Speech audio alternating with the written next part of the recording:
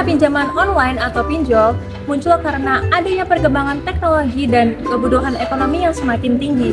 Namun di sisi lainnya, pinjol ini membantu masyarakat mendapatkan dana secara cepat. Namun di sisi lainnya juga banyak kasus penyimpangan sosial yang muncul akibat penyalahgunaan pelayanan ini, terutama pinjol ilegal yang merugikan masyarakat. Dalam sosiologi, perilaku menyimpang disebut dengan deviance, yaitu perilaku melanggar norma sosial dan hukum. Satu teori yang menjelaskan fenomena ini adalah strain teori dari Robert K. Merton.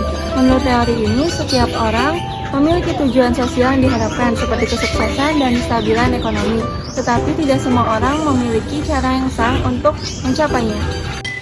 Akibat tekanan ekonomi dan keterbatasan sosial, sebagian orang akhirnya memilih jalan pintas, termasuk menggunakan pinjaman online ilegal sebagai solusi cepat. Selain itu, fenomena ini juga bisa dijelaskan dari konflik teori dari Karl Marx, di mana ia menyoroti soal kelompok kuat yang memanfaatkan kelompok lemah untuk kepentingan ekonomi.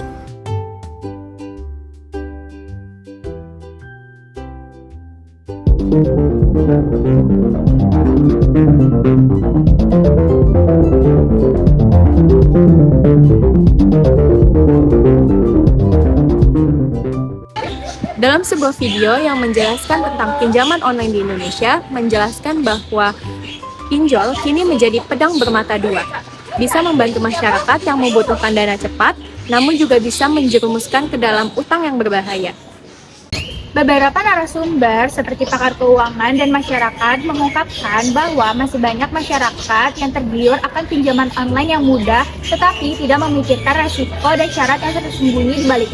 Pinjol ilegal biasanya menawarkan bunga yang cukup tinggi tanpa transparansi yang jelas. Setelah uang dicairkan, para peminjam seringkali diperlakukan semena-mena, mendapatkan ancaman, bahkan penyebaran data pribadi jika mereka telat membayar. Video ini menyoroti bahwa korban pinjol adalah kaum ekonomi menengah ke bawah yang mendesak kebutuhan seperti pendidikan, ekonomi, maupun rumah sakit. Selain kerugian finansial, video tersebut juga membahas dampak psikologis dan sosial yang ditimbulkan oleh jeratan utang. Banyak korban mengalami stres berat, ketakutan, dan rasa malu akibat masalah keuangan. Salah satu bagian penting dalam video itu menjelaskan bahwa tekanan finansial akibat utang bisa menyebabkan gangguan mental, bahkan mendorong sebagian orang untuk melakukan tindak berbahaya terhadap diri sendiri. Dalam konteks pinjol, pelaku pinjol ilegal memanfaatkan masyarakat berpenghasilan rendah dengan bunga tinggi dan ancaman, menciptakan eksploitasi di tengah masyarakat modern. Dari sisi hukum, dijelaskan bahwa praktik pinjaman online ilegal yang disertai dengan ancaman atau kekerasan verbal melanggar pasal 335 atau 368 KUHP tentang pemaksaan dan pemerasan. Masyarakat diimbau untuk dapat melakukan tindakan seperti adanya penagihan yang tidak wajar untuk melaporkannya kepada pihak yang berwajib. Nah, video tersebut juga menampilkan upaya pemerintah dan aparat penegak hukum yang kini semakin aktif memblokir dan menindak para pelaku pinjol ilegal. Langkahnya dapat berupa penyitaan data, penghapusan situs ilegal, dan penyediaan hotline untuk masyarakat bagi yang melapor. Pakar dalam video tersebut menegaskan bahwa pentingnya literasi keuangan. Masyarakat harus berhati-hati, tidak tergoda dengan pinjaman secara impulsif untuk mementingkan gaya hidup dan selalu memeriksa legalitas pinjaman secara resmi melalui situs OJK. Pesan dari video tersebut adalah pinjaman online bukanlah musuh kita, tetapi alat yang harus digunakan dengan bijak. Pinjaman online dapat membantu kita jika digunakan dengan benar, tetapi dapat merusak kehidupan kita jika penggunaannya disalahgunakan atau menggunakan yang ilegal. Oleh karena itu, masyarakat diharapkan bisa lebih waspada, memahami konsekuensi hukum dan sosial, serta berani melapor bila menjadi korban penipuan digital.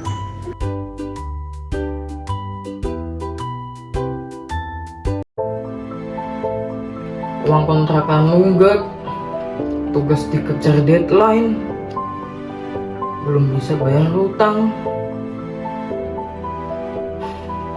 Apa aku coba pinjaman online aja ya, biar cepat cair. Nanti aku ganti setelah gajian ah.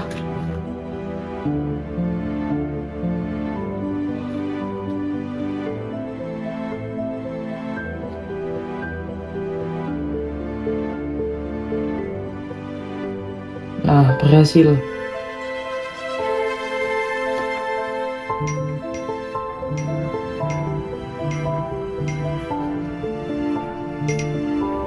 Apaan nih? Kok banyak banget?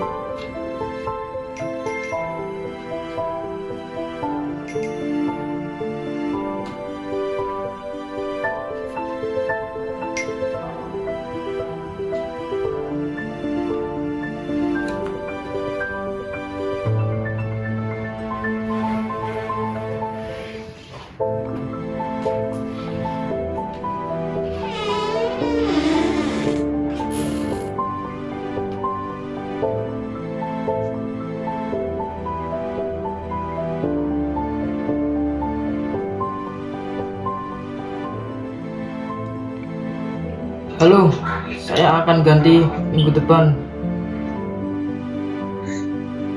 Sekarang kalau tidak data kamu akan saya sebarkan. Jika tidak 2 juta tidak diganti sekarang dan diganti oleh 5 juta, data akan saya sebar dan akan tidak bisa diperbaiki lagi. Yaudah.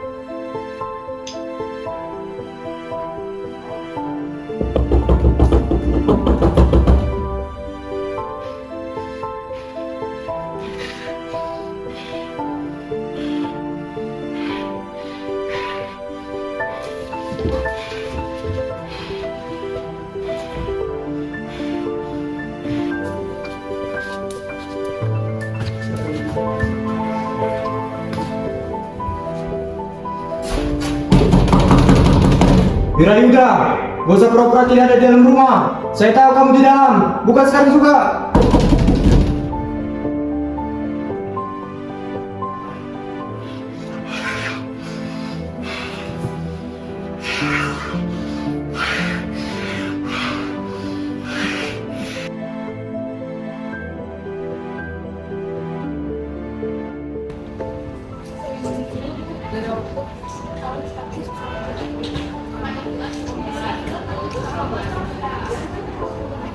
Aku akan bertekad keluar dari pinjaman online.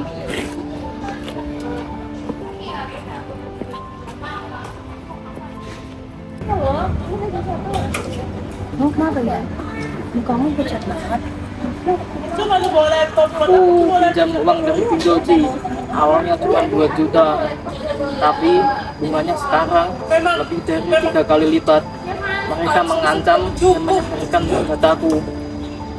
Karena itu penipuan, Yud. Kamu harus lapor. Banyak lagi yang korban kayak kamu juga dan mereka nggak berani seperti kamu. Aku tahu, aku takut dan malu Ci dilihat sama orang lain. Kamu lebih milih malu dan tersiksa sama mereka, apa kamu laporin sekarang juga? Kamu nggak sendiri, Yud. Kamu bisa menghubungi OJK maupun polisi. Dari fenomena ini kita belajar bahwa penyimpangan sosial seperti pinjaman online secara ilegal tidak hanya disebabkan oleh suatu individu, tetapi juga disebabkan oleh tekanan sosial dan ekonomi yang dialami oleh masyarakat tersebut. Dalam kehidupan sehari-hari, masyarakat perlu meningkatkan literasi keuangan agar tidak mudah tergiur janji pinjaman instan tanpa memikirkan legalitasnya. Pemerintah juga memiliki peran penting dengan memperkuat regulasi dan menindak tegas penyedia pinjol ilegal yang merugikan masyarakat. Nah, dengan mempelajari string theory dan conflict theory, kita menyadari bahwa ini bukan hanya permasalahan individu, tapi permasalahan sosial yang harus dibenahi bersama.